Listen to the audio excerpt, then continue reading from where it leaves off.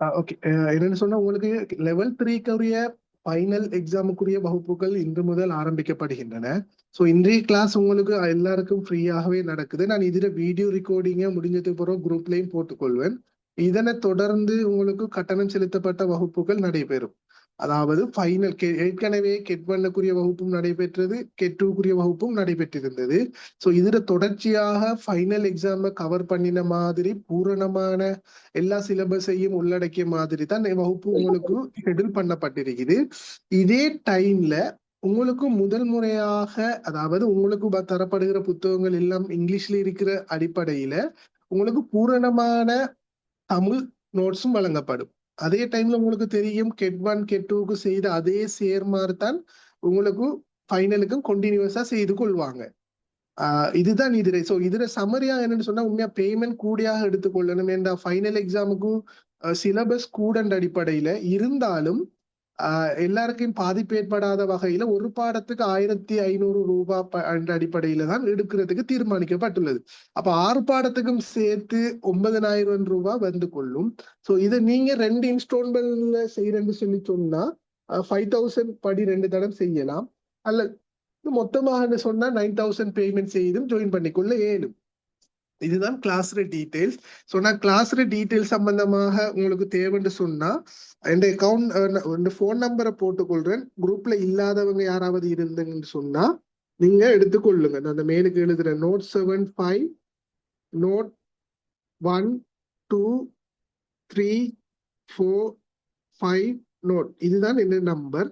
இதுக்கும் போட்டு நீங்க கேட்டுக்கொள்ளலாம். இல்லைன்னு சொன்னா உங்களுக்கு குரூப்லயும் ஷேர் பண்ணி கொள்ளப்படும். நீங்க அதுலயும் பார்த்துட்டு அந்த அக்கௌண்ட்டுக்கு பேமெண்ட் செய்துட்டு நீங்க அனுப்பியிருந்தா ஓகே. இதுதான் இந்த கிளாஸ் டீடைல். ஸோ உங்களுக்கு கிளாஸை நம்ம ஸ்டார்ட் பண்ணிக்கொள்வோம். ஸ்டார்ட் பண்ணுமா? ஓகே சார், ஸ்டார்ட் பண்ணுவேன். நான் பேசுறது கேக்குது எல்லாருக்கும்? என்ன வாய்ஸ் கிளியரா? ஓம் சார். ஓகே, நாங்கள் ஸ்டார்ட் பண்ணுவோம். சார் வந்து கிளாஸ் டீட்டெயில்ஸ் எல்லாம் சொல்லிட்டாங்க. ஸோ இது வந்து இப்போ ஏற்கனவே என்னிட்ட கிளாஸ் இதில் வந்து ஜாயின் ஆயினாக்களும் இருக்கீங்க. அது இல்லாமல் கிளாஸில் இல்லாதாக்கள் இப்போ புதுசாக ஜாயின் ஆயினாக்களும் இருக்கீங்க. ஸோ நான் வந்து கிளாஸ் டீட்டெயில்ஸை தாண்டி எந்த பாடம் எப்படி இருக்கும் என்றதை நான் வந்து முதலாவது உங்களுக்கு ஒரு ஓவர்வியூ ஒன்று தந்துட்டு தான் நான் வந்து பாடத்துக்குள்ளே போகலாம்னு நினைக்கிறேன். இது இன்ட்ரோடக்ஷன் கிளாஸ் என்ற அடிப்படையில் முதலாவது வந்து நான் உங்களுக்கு 4 பாடம் எடுப்பேன். ஒன்று இந்த பாடம், அதாவது லீகல் மெத்தட் ஒன்று எடுப்பேன். 2வது ஈக்விட்டி எடுப்பேன். அடுத்த ரோமன் லோ, கான்ஸ்டியூஷன் லோ. இந்த 4 பாடமும் நான் எடுப்பேன். இப்போ எல்லா சேர்மாரும் செல்லுவாங்க. ஒரு விஷயம் என்னென்னா, ஃபைனலுக்கு ஒரு 8 கேள்வி வரும். அந்த 8 கேள்வியையும் நம்ம ரெடி ஆகிட்டு போனால் போதும். அதில் ஒரு 5 கேள்வி செலக்ட் பண்ணி எழுதையிலும் அப்படின்னு சொல்லுவாங்க. இல்லை பொதுவான சேர்மார் நீங்கள் புதுசாக வேற எங்கேயும் சரி கிளாஸ் போய்த்து வந்தாக்களும் சரி, அல்லது புதுசாக வேற சேர்மார் படிப்பிக்கிறத கேள்விப்பட்டாக்களும் சரி, எல்லாரும் சொல்லுவாங்க என்னன்னா இப்படிதான் சொல்லுவாங்க, நம்ம ஒரு சாய்ஸ் பண்ணி படிச்சுட்டு போனா போதும் அப்படின்னு சொல்லுவாங்க. ஆனா ஏற்கனவே நான் சொன்ன விஷயத்த திருப்பியும் ஞாபகப்படுத்துறேன். நான் வந்து சாய்ஸ் என்ற விஷயத்துக்கு 100% எதிரானால் தான் நான். சாய்ஸ் என்ற விஷயம் நம்மளோட கிளாஸ்ல இல்லை. ஒரு பாடத்துல மொத்தம் 16 யூனிட்டா, கெட் 1 கெட் 2 சேர்த்து 8 யூனிட் கவர் பண்ணியாச்சா, மிச்சம் இருக்க 8 யூனிட்டையும் நான் உங்களுக்கு படிப்பேன். அதுல அந்த சாய்ஸ் என்ற கதைக்கே இடம் இல்லை. 100% ஃபுல்லாகவே நான் சிலபஸ் உங்களுக்கு முடிப்பேன். சிலபஸ் முடிச்சு பாஸ் பேப்பர் செய்ய போக்குள்ள உங்களுக்கு விளங்கும் நம்ம எந்த யூனிட்டை ஊண்டி படிச்சுட்டு போகணும், எந்த யூனிட்டை நார்மலா பார்த்துட்டு போகணும்னு உங்களுக்கு விளங்கும். அப்ப நீங்க என்ன செய்யணும்னு சொன்னால், உங்களுக்குள்ள நீங்க தான் உங்களுக்கு ஏற்ற மாதிரி சாய்ஸ் பண்ணி கொள்ளணும் அந்த 5 கேள்வியையும். ஏன் நான் இப்படி ஒரு முயற்சியை நான் செய்யறதுக்கான காரணம் என்ன, இந்த முடிவெடுத்ததுக்கான காரணம் என்னென்றால், பேப்பர் அமைப்பு மாறுது. நீங்க நல்லா பார்த்த வழங்கும், கெட் 1க்கு போட வேண்டியதை கெட் 2க்கு போடுறாங்க, ஃபைனலுக்கு போட வேண்டியதை கெட் 2க்கு போடுறாங்க, கெட் 2க்கு போட வேண்டிய சிலபஸ் சில டைம் கெட் 1க்கு வருது. அப்ப சிலபஸ் என்ன செய்யுதுன்னு சொன்னால், முன்னுக்கு பின்னுக்காகி கேள்விகள் வருது. அப்ப அது முதலாவது பிரச்சனை. அப்ப இவ்வளவு நாளும் வந்துக்கு இருந்த ஒழுங்குல நமக்கு கெட் 2க்குரியது கெட் 2க்கு, கெட் 1க்குரியது கெட் 1க்கு, ஃபைனலுக்குரியது ஃபைனலுக்கு, அப்படித்தானே வந்துட்டு இருந்த. இப்ப இந்த வருஷம் நீங்க லெவல் 3 லெவல் 4 லெவல் 5 3 பேப்பரை நீங்க சும்மா நோமலா எடுத்து பார்த்தால எழுதினாக்கிட்ட கேட்ட வழங்கும் பேப்பர் ஸ்ட்ரக்சர்ல பெரிய மாற்றம் ஒன்று இருக்குது. எந்த அளவுக்குன்னு சொன்னா, family law level 4 unit level 4ல ஃபெமிலி லோவுக்கு 1 வேர்ட் ஆன்சர் கேட்டிருந்தாங்க. ஓப்பன் யூனிவர்சிட்டி வரலாற்றிலே ஒன் வேர்ட் கேட்டிருக்காங்களா, இடைவெளி நிரப்புறது கேட்டிருக்காங்களா கேள்வி? இந்த முறை வந்துச்சு. அப்ப என்னண்டா ஒரு மேஜர் சேஞ்ச் ஒன்று வந்திருக்குது பேப்பர் ஸ்ட்ரக்சர்ல. அப்ப அது முதலாவது.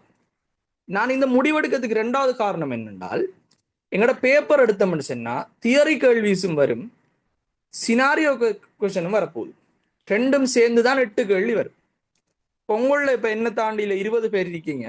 உங்களுக்கு வந்து சிலாக்களுக்கு தியரி கேள்வி எழுதுறது விருப்பமாயிருக்கு, இன்னும் சிலாக்களுக்கு சினாரியோ கேள்வி எழுதுறது விருப்பமாயிருக்கு. நிறைய பேருக்கு ப்ராப்ளம் ஐடென்டிஃபிகேஷன், அதாவது பிரச்சனைகளை இனம் கண்டு, உதாரணத்துக்கு லீகல் ஹிஸ்டரி எடுத்துக்கிட்டீங்கன்னா கெண்டியன் லோன்றக்குள்ள சினாரியோ கேள்வியா வரப்போகுது. அதே மாதிரி அந்த கேஸ் லோ ஊடாக இங்கிலீஷ் லோ எப்படி இந்த நாட்டுக்குள்ள வந்துச்சு என்றது ஒரு தியரி கேள்வியா வரப்போகுது. அப்ப சிலாக்கள் பார்த்தோம்னா வழங்கும் சினாரியோ கொஸ்டின்ஸை விரும்பி எடுப்பாங்க, இன்னும் சிலாக்கள் வந்து தியரி கொஸ்டின்ஸை விரும்பி எடுப்பாங்க.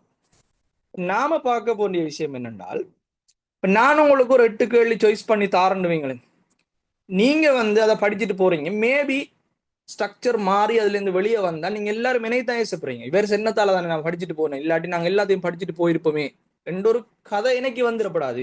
நான் உங்களுக்கு ஒரு சேரா நான் பாடம் எடுக்கக்குள்ள எந்த முழு முதல் நோக்கம் என்னன்னு சொன்னால், A to Z நான் எல்லாமே படிப்பிப்பேன். உங்களுக்கு எது சூட்டபிளோ நீங்க அதை கேள்வியா சாய்ஸ் பண்ணிட்டு படிச்சுட்டு போனா சரி. உங்களுக்கு சினாரியோ கொஸ்டின்ஸ் எழுத விருப்பமா, நீங்க 3-4 சினாரியோ கேள்விக்கு ரெடி ஆயிட்டு போங்க. இல்ல உங்களுக்கு A to Z தியரி எழுதுறதான் விருப்பம்னு சொன்னால் தியரி கேள்விக்கு நீங்க ரெடி ஆயிட்டு போகலாம். எந்த சைட்ல இருந்து நான் உங்களுக்கு எல்லா பாடத்திலையும், நான் எடுத்த 4 பாடத்திலையும் 8 யூனிட்டையும் படிப்பிப்பேன். அதாவது இந்த பாடங்களுக்கு குறையத்தான் இருக்கும். இப்போ இந்த லீகல் மெத்தட் பாடத்துக்கு குறையத்தான் இருக்குது. நான் இன்னொரு 3-4 யூனிட்ல இந்த பாடம் முடிஞ்சிடும். அப்ப நான் வந்து எடுத்த பாடங்கள் எல்லாம் உங்களுக்கு நான் படிப்பிப்பேன். அதே மாதிரி ஒரு பாடத்துல குறைஞ்சது 2 அல்லது 3 பாஸ் பேப்பராவது நான் செய்வேன். செஞ்சு உங்களுக்கு என்ன கேள்வி வந்தாலும் நீங்க செய்யலாம் என்ற ஒரு ஒரு கான்ஃபிடென்ட் உங்களுக்கு தந்துதான் நான் உங்களை எக்ஸாமுக்கு அனுப்புவேன். அது இல்லாம இன்னும் நேத்து இப்ப நாளைக்கு எக்ஸாம் இன்றைக்கு சாய்ஸ் சொல்றேன், இந்த பாடத்தை படிச்சுட்டு போங்க, இந்த யூனிட்டை படிச்சுட்டு போங்க, இதுல வரும், அப்படி அந்த விளையாட்டு எல்லாம் இங்க இல்லை. இங்க வந்து எல்லாருமே நீங்க எல்லாம் பே பண்ணி தானே வாரீங்க. இப்ப யாருமே இங்க வந்து ஜோக்குக்கு வார இல்லை, எல்லாருமே பே பண்ணி சீரியஸா படிக்கணும், ஃபைனல் நாங்க நல்லா மார்க்ஸ் எடுக்கணும், லெவல் 4க்கு போகணும் என்ற ஒரு எண்ணத்தோட வாரத்தால படிச்சு தர நாங்களும் என்ன மைண்ட் செட்ல இருக்கமோ அந்த மைண்ட் செட்டு தான் நீங்களும் இருக்கணும். சும்மா விளையாடிட்டு போற விளையாட்டு இல்லைங்க. அப்ப நிறைய பேர் என்ன சொன்னாங்க, நீங்க ஏன் இவ்வளவு கஷ்டப்படுறீங்க, சாய்ஸை கொடுத்தா பிள்ளைகள் படிக்கும் தானே என்று. அது எங்களோட வேலை இல்லை. உண்மையா நான் ரியாலிட்டியை செல்லணுமே. உங்களுக்கு எல்லாரும் ஒரே நேச்சர்லைக்காக இல்லை, உங்களோட இயல்புக்கு ஏற்ற மாதிரி கேள்விகளை நீங்க செலக்ட் பண்ணி எழுதிக்கொள்ள இயலும். உங்களுக்கு சினாரியோ எழுதுறது விருப்பமா, 5ல் 3 சினாரியோ எழுதுங்க, 2 தியரி எழுதுங்க, எப்படியுமே 3-4 சினாரியோ கொஸ்டின்ஸ் வரப்போகுது. இல்ல உங்களுக்கு தியரி எழுதுறதான் விருப்பம் சொன்னா, எழுத போற 5 கேள்வியில நீங்க 3 தியரி எழுதிட்டு 2 சினாரியோ செலக்ட் பண்ணுங்க. நீங்க 3 கேள்வி எழுதினாலே பாஸ் தான். ஸோ இங்க வந்து பாஸ், ஜஸ்ட் பாஸ், 40 மார்க்ஸ் எடுத்தா C+ பாஸ். அந்த இதை தாண்டி நாங்க வந்து லெவல் 4க்கு கான்ஃபிடென்ட்டோட போகணும்னு சொன்னா, ஒவ்வொரு பாடத்திலையும் குறைஞ்சது நாம் என்ன செய்யணும்டா B+ நாங்க எடுக்கணும். ஸோ C+க்கு மேல போகணும் நாங்க. அப்ப என்ன செய்யணும், ஃபைனல்ல 5 கேள்வி நாங்க எழுதணும். இப்ப நீங்க சும்மா யோசிச்சு பாருங்க, நீங்க 1 to 16 வரைக்கும் முடிக்க எல்லா யூனிட்டையும் நீங்க ஒவ்வொரு பாடத்துக்கும் படிச்சுட்டு போறீங்கன்னா உங்களுக்கே உங்களை அறியாம ஒரு கான்ஃபிடென்ட் ஒன்று வரும். எந்த யூனிட்ல கேள்வி வந்தாலும் ஒரு ட்ரை ஒன்று கொடுத்து பார்க்கலாம் என்ற ஒரு கான்ஃபிடென்ட் உங்களுக்கு வந்துடும். அப்ப நீங்க அவடத்தைக்கு அந்த பேப்பர் உங்களுக்கு தந்தோடனே தார 8 கேள்வியுமே உங்களுக்கு தெரிஞ்ச கேள்வியா தான் இருக்க போகுது. ஏன் நீங்க 16 யூனிட்டையும் படிச்சுட்டு போறீங்க. ஸோ தார 8 கேள்வியும் உங்களுக்கு தெரிஞ்ச கேள்விதான். அப்ப அவடத்தை என்ன பிரச்சனை வரும் உங்களுக்கு, எதை எழுதுற, அப்ப நீங்க மிச்சம் லேசானத்தை பார்த்து நீங்க எழுதலாம். இது இல்லாம நீங்க சாய்ஸ் பண்ணி படிச்சுட்டு போனா சாய்ஸ் வரல என்றா ஒரு டென்ஷன். அப்ப இருக்கத்துல நீங்க என்ன செய்யணும், அதுக்கப்புறம் உங்களுக்கு லேசானதை பார்த்து செய்ய வேண்டி வரும். அப்ப டென்ஷன் ஆகுற ஒரு விஷயம் ஒன்று இருக்குது.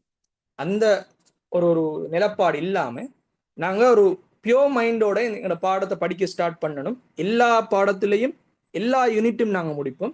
குறைஞ்சது 3 வருஷ பாஸ் பேப்பர், எங்களோட சிச்சுவேஷனுக்கு ஏற்ற மாதிரி குறைஞ்சது ஒரு 3 வருஷ பாஸ் பேப்பர் அது நாங்க செய்வோம். அந்த அடிப்படையில தான் நாங்க வந்து எங்களோட கிளாஸை இண்டையிலேருந்து இனோகிரேட் பண்றோம். உங்களுக்கு இப்ப நான் சொன்ன விஷயங்கள் எங்களோட பாடத்தோட ஓவர்வியூ இப்படித்தான் இருக்கும். உங்களுக்கு நான் சொன்ன விஷயங்கள் உங்களுக்கு ஏதாவது டவுட் இருந்தால் அல்லது விளங்காத விஷயங்கள் இருந்தால் கேளுங்க, நான் திருப்பி விளங்கப்படுத்துறேன். அதுவும் இல்லாம இன்னும் ஒரு விஷயம் என்னன்னு சொன்னால், இப்ப இப்போ நான் படிப்பிச்சுட்டு போறேன், நல்ல சீரியஸா டாபிக் கொண்டு போகுது, உங்களுக்கு டவுட் ஒன்று வருதுண்டா நீங்க மைக்கை தாராளமா அன்மியூட் பண்ணி கேட்கலாம். அது எந்த நிலப்பாட்டில் இருந்தாலும் சரி, எவ்வளவு நான் இந்த இதாக படிப்பிச்சுட்டு போனாலும் நீங்க உங்களுக்கு வர டவுட்ஸை கிளியர் பண்ணிட்டு தான் இந்த கிளாஸ் விட்டு போகணும். இது வந்து நீங்க மட்டும் இல்லை, ரெக்கார்டிங்ஸ்க்காக நிறைய பேர் இருப்பாங்க. இப்போ இந்த கிளாஸ்ல என்ன தாண்டி 21 பேர் இருக்குது. இது இல்லாம ரெக்கார்டிங்ஸ் வந்து நிறைய பேர் கேட்பாங்க. எல்லாருக்கும் சேர்த்து சொல்ற ஒரு விஷயம் தான், டவுட்ஸ் வந்தால் என்ன செய்யணும்டா, கட்டாயம் நீங்க வந்து கிளாரிஃபை பண்ணிக்கணும். டவுட்டோட நாங்க போகக்கூடாது. ஸோ இவ்வளவுதான் எங்களோட பாடம் தொடங்குறதுக்கு முந்தி நாங்க பார்க்க வேண்டிய விஷயம். உங்களுக்கு இதுல ஏதாவது டவுட் இருந்தா கேளுங்க, நான் சொல்றேன். அப்படி டவுட் ஒன்றும் இல்லைன்னா நாங்க பாடத்துக்குள்ள டிரெக்டா என்டர் ஆகும்.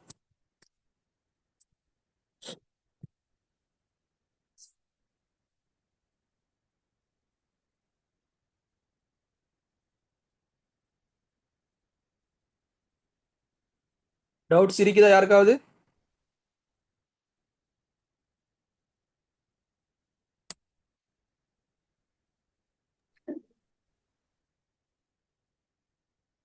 சொல்லுங்க, டவுட் இருந்தா கேளுங்க, பிரச்சனை இல்லை.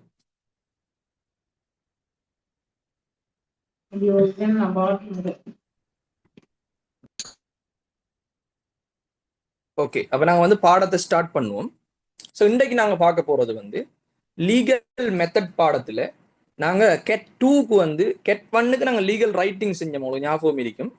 கெட் 2க்கு லீகல் மெத்தட்ல முதலாவது யூனிட்ல இருந்து 5வது யூனிட் வரைக்கும் பார்த்தோம். அதுல கான்ஸ்டியூஷன் பார்த்தோம், லெஜிஸ்லேஷன் பார்த்தோம், ஜுடிஷியல் ப்ரெசிடென்ட் பார்த்தோம், ஒப்பீனியன்ஸ் ஆஃப் ஜூரிஸ்ட் பார்த்தோம், ஈக்குவிட்டி பார்த்தோம். 5 யூனிட் நாங்கள் பார்த்துருக்கோம். இப்போ இந்த கெட் இல்லாம ஃபைனலுக்கு வந்து இன்னும் 3 யூனிட் தான் இந்த பாடத்துல இருக்குது. ஒன்று கஸ்டம்ஸ் அண்ட் ரிலீஜன் இருக்குது, அடுத்த இன்டர்நேஷனல் ட்ரீட்டிஸ் இருக்குது, லீகல் ப்ரொஃபஷன் இருக்குது. அப்போ இந்த 3ஐயும் முடிச்சோம்னு சொன்னா எங்களுக்கு வந்து ஓவராலா லீகல் மெத்தட் லீகல் ரைட்டிங் பாடமே முடியுது. உங்களுக்கு ஓல்டு ரெக்கார்டிங்ஸ் தேவைண்டா நீங்க வந்து சேரை கண்டெக்ட் பண்ணி எடுத்துக்கொள்ளேலும். இப்போ நான் வந்து எல்லா பாடத்தையும் நான் படிப்பிச்சிருக்கேன். அது ரெக்கார்டிங்ஸ் வந்து உங்களுக்கு பார்த்துக்கொள்ளேலும், எல்லாத்துக்கும் பிடிஎஃப்பும் இருக்கும், உங்களுக்கு ஈஸியா அதை பார்த்துக்கொள்ளேலும். இப்போ நாங்கள் இன்றைக்கு பார்க்க போற பாடம் என்னன்னு சொன்னால் customs and religion as a source of law. அதாவது சட்டத்திற மூலாதாரமாக வழக்காறுகளும் மதமும் வருமா, அப்படி வந்தா எப்படி வரும் என்ற விஷயம் தான் இந்த யூனிட்ல நாங்க பார்க்க போறோம். ஒரு சட்டம் எடுத்தோம்னு சொன்னால், இப்ப இன்றைக்கு நாங்க இலங்கையை பொறுத்த வரைக்கும் ஒரு சட்டம் சொன்னால் உருவாக்குறது மட்டுமல்ல சட்டம். சில சட்டங்கள் தானாக உருவாகி இருக்கு. உதாரணத்துக்கு நீங்க பாத்தீங்கன்னு சொன்னால் ஜுடிஷியல் பிரசிடென்ட் என்ற ஒரு விஷயத்தை நாங்க பார்த்தோம், நீதித்துறை முத்தீர்ப்பு. அது அவங்க சட்டமா உருவாக்கணும் என்று நினைச்சு உருவாகல, மாற்றமாக பின்னுக்கு வார நீதிமன்ற தீர்ப்புகள் என்ன செய்யற, முன்பட்ட தீர்ப்புகளை வந்து பின்பற்று. அப்படி பின்பற்றி போக்குள்ள காலப்போக்கில் அது ஒரு சட்டமாக மாற்றமடையும். இது ஜுடிஷியல் பிரசிடென்ட். ஆனா மாறி லெஜிஸ்லேஷன் சட்டவாக்கத்தை நீங்க பார்த்த வழங்கும், சட்டவாக்கம்ன்றது உருவாக்கப்படுது. லோ மேக்கர்ஸ் பார்லிமெண்டால சட்டம் உருவாக்கப்படுது. அப்ப எல்லா சட்டங்களும் உருவாக்கப்பட்டதும் அல்ல, எல்லா சட்டங்களும் தானாக உருவாகினதும் அல்ல. சில சட்டங்கள் உருவாக்கப்பட்டவை, சில சட்டங்கள் தானாக உருவாகினவை. அந்த தானாக உருவாகின என்ற கேட்டகரிக்குள்ள வாரதுதான் கஸ்டம்ஸ் அண்ட் ரிலீஜன். அதாவது வழக்காறுகளும் மதங்களும். வழக்காறுகள் என்ன, மரபுகள் என்னன்னு பார்த்தோம்னு சொன்னால், உங்களுக்கு இன்ட்ரோடக்ஷன் இது பாட்டுல நான் போட்டிருக்கேன். என்னன்னு சொன்னால் தனித்துவமான சமூகங்கள்ல நடைமுறைகள். ஒவ்வொரு சமூகத்துக்கும் ஒவ்வொரு வழக்காறுகள் இருக்கு. அப்ப ஒவ்வொரு சமூகத்துக்கும் தனித்துவமான நடைமுறைகளும் இருக்கு. அது அந்தந்த சமூகத்தாக்கள் பின்பற்றுவாங்க. உதாரணத்துக்கு நான் உங்களுக்கு லேசா ஒரு உதாரணம் சொல்றேன். பேர்வளை பிரதேசம் அப்படி இல்லாட்டி தர்கா டவுன் அலுத்கம் அந்த சைட்ல இருக்காக்கள் முஸ்லிமாக்கள் வந்து ஒரு இந்த பெருநாள் நாள்ல அவங்க என்ன செய்வாங்க என்றால், மேலால அதாவது அவங்களோட உடுப்புக்கு மேலால பிளாக் கலர் கோட் ஒன்று போட்டு ரெட் கலர் தொப்பி ஒன்று போடுவாங்க. அது அவங்களோட பாரம்பரிய உடை. அவங்க முஸ்லிம்ஸ். ஆனா கிழக்கு மாகாணத்திலேயோ அல்லது தென் மாகாணத்திலேயோ அல்லது மத்திய மாகாணத்திலேயோ இருக்க முஸ்லிம்ஸை நீங்க எடுத்து பார்த்தா அப்படி ஒரு கல்ச்சர் இருக்காது. அப்ப என்ன அர்த்தம்டா, அவங்களோட சமூக வழக்காறு மதமண்டத்தை தாண்டி ஒவ்வொரு சமூகத்திலையும் தனித்துவமான வழக்காறுகள் இருக்கும். அதைத்தான் நாங்க கஸ்டம்ஸ் என்று சொல்லி சொல்றோம். இப்ப பிரச்சனை அது இல்லை, வழக்காறுகள் இருக்கிறது இல்லைன்றது பிரச்சனை இல்லை. மாற்றமாக இந்த யூனிட்ல நாங்க பார்க்க போற விஷயம் என்னென்றால், இருக்கின்ற வழக்காறுகள் சட்டபூர்வமானதா இல்லையா? ஒரு சமூகத்தில் ஒரு வழக்காறு ஒன்று இருக்குது என்றதுக்காக அது எல்லாமே ஏற்றுக்கொள்ளப்பட்டதுன்ற அர்த்தம் இல்லை. மாற்றமாக சிலது வந்து ஏற்றுக்கொள்ளப்பட்டிருக்கும், இன்னும் சிலது ஏற்றுக்கொள்ளப்படாம இருக்கும், சட்ட ரீதி அற்றதாக அன்லோஃபுல்லா இருக்கும். அப்ப எது லோஃபுல் எது அன்லோஃபுல் என்று நாங்க ஐடென்டிஃபை பண்ணி எங்களுக்கு விருப்பமான வழக்காறுகளை நாம பின்பற்றாம சட்டத்தாலே எது அனுமதிக்கப்படுவதோ அந்த வழக்காறுகளை ஐடென்டிஃபை பண்ணி பின்பற்ற வைக்கிறதுக்கு இந்த வழக்காறு என்ற சம்பந்தமான பரிபூர்ணமான நொலேஜ் ஒன்றுங்களுக்கு தேவை. அந்த நொலேஜ் தாரதுதான் இந்த பாடத்தில முக்கியமான பிரைமரி ஒப்ஜெக்டிவ். இப்ப வழக்காறுகள் என்ற என்ன என்றதுக்கு சும்மா ஒரு சின்னொரு விளக்கம் ஒன்று போட்டிருக்காங்க. நீண்ட காலமாக ஒரு சமூகத்தில நிலைத்திருக்கக்கூடிய நடைமுறைகள். ஒரு நீண்ட காலம் என்று சொல்றது அதுக்கு பின்னால விளக்கங்கள் வருது. பட் நீண்ட காலம்ன்றது நாங்க சும்மா நோமலா சொன்னா ஒரு 100 வருஷம் 150 வருஷமா ஒரு சமூகத்துல தொடர்ச்சியாக ஒரு நடத்தையை கடைபிடிச்சு கொண்டே வரோம். அப்படி நடத்தையை வந்து கடைபிடிக்கத்தால அது வழக்காறு கஷ்டம் என்ற ஒரு அந்தஸ்தை வந்து பெற்றுக்கொள்ளுது. இப்போ ஒரு விஷயம் கஷ்டம் ஆகிட்டு சொன்ன என்ன செய்யும்டா அது அந்த சமூகத்தை அதுல நடத்தையை ஒழுங்குபடுத்து. உதாரணத்துக்கு நான் ஏற்கனவே சென்ற வழக்காறு எடுத்தோம்னா அந்த பேர்வலை தர்கா டவுன் அழுத்கம சைடாக்கள் பெருநாளைக்கு அப்படி ட்ரெஸ் போடுறாங்கண்டா ஆரம்பத்துல என்ன செஞ்சுப்பாங்கன்னா ஒரு கொஞ்சம் பேர் அதை போட்டு போட்டு போட்டு பழகிருப்பாங்க. ஆனா அது ஒரு வழக்கார மாறினத்துக்கு பிறகு என்னண்டா சமூகத்துல எல்லாரும் அதே செய்வாங்க. அப்ப என்னென்றால் தொடர்ச்சியான நடத்தை சமூகத்தில் இருக்கின்ற மக்களை வந்து அவங்களோட செயல்களை நிர்ணயிக்கும் கட்டுப்படுத்தும் அப்படின்னு சொல்லி சொல்றாங்க. அப்ப இதுக்கு வந்து சில விளக்கங்கள் சின்ன சின்ன சின்ன வரை விளக்கணங்கள் சொல்லப்பட்டிருக்கேன். நான் அதை பாயிண்ட் ஃபார்ம்ல உங்களுக்கு போட்டிருக்கேன். என்னென்றால் பொதுவாக வழக்காறுகள் என்பதற்கு பல வித்தியாசமான கருத்துகள் இருக்குது. முதலாவது வந்து பலருக்கு அல்லது குறிப்பிட்ட சிலருக்கு, அதே மாதிரி குறிப்பிட்ட இடங்களுக்கு பொதுவாகவோ தனிப்பட்ட ரீதியிலோ பழக்கமான பயன்பாடுதான் வழக்காறுகள். அப்படி என்றால் சில இடங்களை நீங்க பார்த்தா வழங்கும். அல்லது நீங்க உங்களுக்கு நான் இன்னொரு உதாரணம் ஒன்று சொல்றேன். நீங்க உடுப்பெடுக்க போறீங்க, உடுப்பெடுக்க போகக்குள்ள அந்த நீங்க ஒரு உடுப்பு எடுத்து பாக்கீங்க, அதுல வந்து விலை போடல, நம்பர் போடல. 10,000 10,000 நம்பர் போடல. ஆனா ஈஎன்னா ஊனா ஊனா என்று போட்டு ருபீஸ் அடையாளம் போட்டிருக்குது. அப்ப என்ன அது நமக்கு பார்த்தா விளங்காது, என்னடா எழுதி வச்சிக்கான் இதுல. ஆனா அந்த கடக்காராக்களுக்கு அது விளங்கும் எவ்வளவு உண்டு. இது வந்து வழக்காறு. ஏனென்றா அது அவங்களுக்கு குறிப்பான வழக்காறு. அதே மாதிரி சில இடங்கள்ல வித்தியாசமான கன்செப்ட் வித்தியாசமான கொள்கைகள் இருக்கு. அப்ப இப்படி அந்தந்த ஆக்களுக்கு மட்டும் குறிப்பான வழக்காறுகளும் இருக்கலாம், அல்லது பலருக்கும் பொதுவான வழக்காறுகளும் இருக்கலாம். ஆனா இங்க நாங்க பார்க்க வேண்டிய விஷயம் என்னென்றால் நீண்ட கால நடைமுறை லாங் பிராக்டிஸ் ஒன்று இருக்குதா இல்லையா என்றதை வச்சு நாங்க ஒரு விஷயத்த வழக்காறு என்று சொல்லலாம். இரண்டாவது வரை விலக்கணத்தை பாருங்க.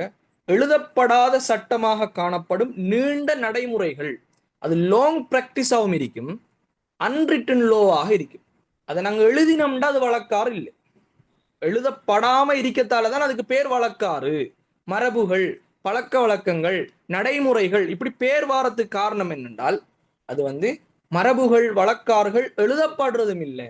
அடுத்த நான் ஏற்கனவே சொன்ன மாதிரி லாங் பிராக்டிஸ் நீண்ட நடைமுறைகளாக அது இருக்கும். அடுத்தது இன்னும் ஒரு வரை விலக்கணம் போட்டிக்கு பாருங்க. மீட்டப்படும் பயிற்சி மரபுகள். மீட்டப்படும் சொன்னா ரிப்பீட்டட், தொடர்ந்து செஞ்சு வாரது.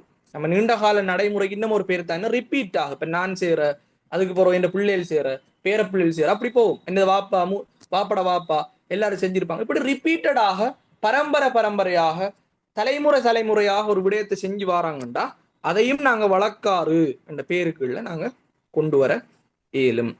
அடுத்தது வந்து என்னன்னு சொன்னால் சமூக வாழ்க்கையை ஒழுங்குபடுத்தும் முழு பயன்பாடுகளும் நடைமுறைகளும்.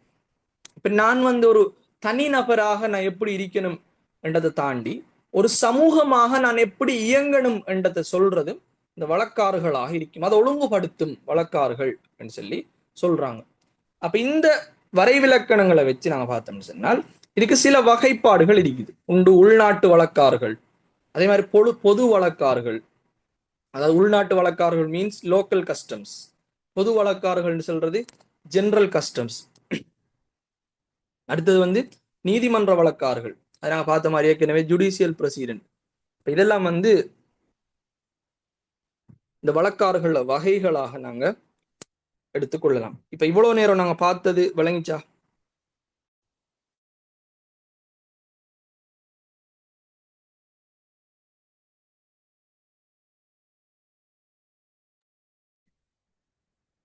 விளங்காத விஷயம் இருக்குதா யாருக்காவது? வழக்காறுகள் என்ன என்றதை நாங்க இவ்வளவு நேரம் பார்த்தீங்க, அதுக்கான வரை விளக்கணங்கள். ஓகே, அடுத்தது வந்து இப்ப general customs and local customs என்ற தலைப்பொண்டிருக்கு. நீங்க பாத்தீங்கன்னா விளங்கும். லோக்கல் கஸ்டம்ஸ் அப்படின்னு என்னென்றால் உள்நாட்டு வழக்காறுகள். உள்நாட்டு வழக்காறு என்றால் ஒரு நாட்டை நாங்க எடுத்துக்கிட்டோம்டா, அதுல மாவட்டம் இருக்கும், நகரம் இருக்கும், பகுதிகள் இருக்கும், கிராமங்கள் இருக்கும். இப்படி ஒவ்வொரு பிரதேசத்துக்கும் வழக்காறுகள் இருக்கும். இதுதான் லோக்கல் கஸ்டம்ஸ். அங்க வந்து என்னன்னு சொன்னால் புவியியல் ரீதியான வேறுபாடுகள் இருக்கும், தனிநபர் வித்தியாசம் இருக்கும், சமூக வித்தியாசம் இருக்கும். நான் ஏற்கனவே சொன்ன மாதிரி கிழக்கு மாகாணத்துக்கும் வட மாகாணத்துக்கும் இடையில கல்ச்சரல் டிஃபரன்ஸ் இருக்கு. ஏன் மட்டக்களப்பு மாவட்டத்துக்கும் யாழ்ப்பாண மாவட்டத்துக்கும் இடையில கல்ச்சரல் டிஃபரன்ஸ் இருக்கு. ஆனா இங்க இருக்க இந்துக்கள் தான் இருப்பாங்க. ஜப்னா நாங்க அடுத்த முன்னால இந்துக்கள் தான் இருப்பாங்க. பெட்டிக்கலோ அடுத்த மண்ணு சொன்னால் மெஜாரிட்டி இந்துக்கள் தான் இருக்காங்க. இருந்தாலும் கூட அங்க வந்து கல்ச்சரல் டிஃபரன்ஸ் வந்து இருக்கு. அப்ப இந்த கல்ச்சரல் டிஃபரன்ஸ் வந்து என்ன, கல்ச்சரல் டிஃபரன்ஸ் என்னத்தை காட்டுதுன்னு சொன்னால் அது வந்து சமூகத்தில் இருக்கின்ற வழக்காறுகள்ல வித்தியாசத்தை காட்டுது. அதே மாதிரி முஸ்லிம்கள், பௌத்தர்கள், இவங்களுக்கெல்லாம் புவியியல் ரீதியான வேறுபாடுகள் இருக்கு. அப்ப இந்த வேறுபாடுகளை தான் லோக்கல் கஸ்டம்ஸ் என்ற விஷயம் காட்டுது. அப்ப லோக்கல் என்றது உள்நாடு, அந்தந்த பகுதிகளுக்கு மாத்திரம் இருக்கின்ற வழக்காறுகள். ரெண்டாவது வந்திருக்குது ஜெனரல் கஸ்டம்ஸ், பொது வழக்காறுகள். ஜெனரல் கஸ்டம்ஸ் என்று சொல்றது நாடு முழுவதும் அது இருக்கும். நாடு முழுவதும் அது இருக்கும். அந்த வழக்காறுகள் வந்து எந்த மதத்தை சார்ந்தவர்கள், எந்த இனத்தை சார்ந்தவர்கள், எந்த பிரதேசத்தை சார்ந்தவர்கள், இந்த வேறுபாடு எதுவும் இல்லாம அவங்க வந்து என்ன செய்வாங்கன்னு சொன்னால் அந்த வழக்காறுகளை பின்பற்றுவாங்க. இலங்கை பிரஜை என்ற பேஸ்ல அதை நாங்க பின்பற்ற வேண்டி வரும். அப்ப இது வந்து கஸ்டம்ஸ் வகை, general customs and local customs. இப்ப நாங்க பார்க்க வேண்டிய முக்கியமான விஷயம் என்னென்றால் இந்த கஸ்டம்ஸை வந்து நாங்க சும்மா பின்பற்றலுமா என்றால் இல்லை. எல்லா கஸ்டம்ஸையும் நாங்க பின்பற்ற இயலாது. மாற்றமாக கோர்ட் எதெல்லாம் பின்பற்ற இயலும் என்று சொல்லுதோ அதுகளைத்தான் நாங்க பின்பற்ற, நீதிமன்றம் எதெல்லாம் பின்பற்ற இயலும் என்று சொல்லுதோ அதுகளை நாங்க பின்பற்றலாம், மற்ற விஷயங்களை நாங்க பின்பற்ற இயலாது. இப்ப இந்த கஸ்டம்ஸ் சம்பந்தமாக நாங்க வந்து லீகல் சிஸ்டம்ஸை பார்த்தோம்னு சொன்னால் Roman touch low. Roman touch low என்ன சொல்லுதுன்னு சொன்னால் ரோமன் டச் லோவில் இந்த கஸ்டம்ஸுக்கு அந்தஸ்து இருக்குதா என்று பார்த்தோம்னால் இருக்குது. எப்படி இருக்குதுன்னா நீங்க படிச்சிருப்பீங்க 12 டேபிள்ஸ், பன்னிரு பட்டயம் ஒன்று படிச்சிருப்பீங்க. அந்த பன்னிரு பட்டயம் எங்கிருந்து வந்து, எதுல இருந்து வந்து பன்னிரு பட்டயம் பார்த்தோம்னு சொன்னால் அந்த காலத்துல ரோம்ல காணப்பட்ட மரபுகள் வழக்காறுகளை தான் வந்து பன்னிரு பட்டயமாக தொகுத்து எடுத்தாங்க.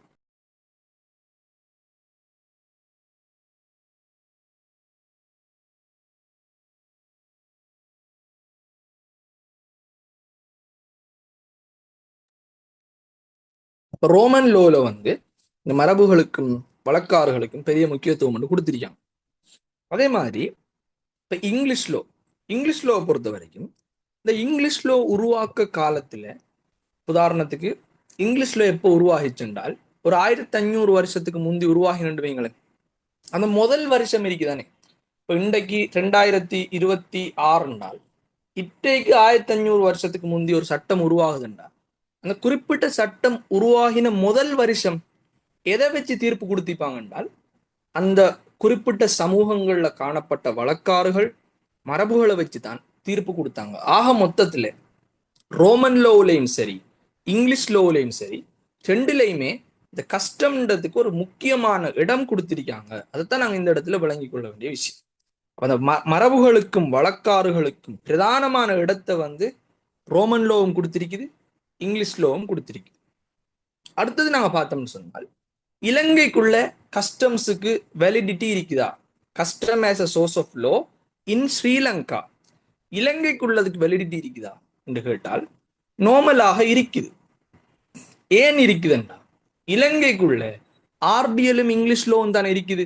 இப்ப நீங்க மேலுக்கு பாருங்க, ரோமன் லோவும் இங்கிலீஷ் லோவும் கஸ்டம்ஸுக்கு வேலிடிட்டி ஒன்று கொடுத்திருக்குது, முக்கியமான இடம் கொடுத்திருக்குது.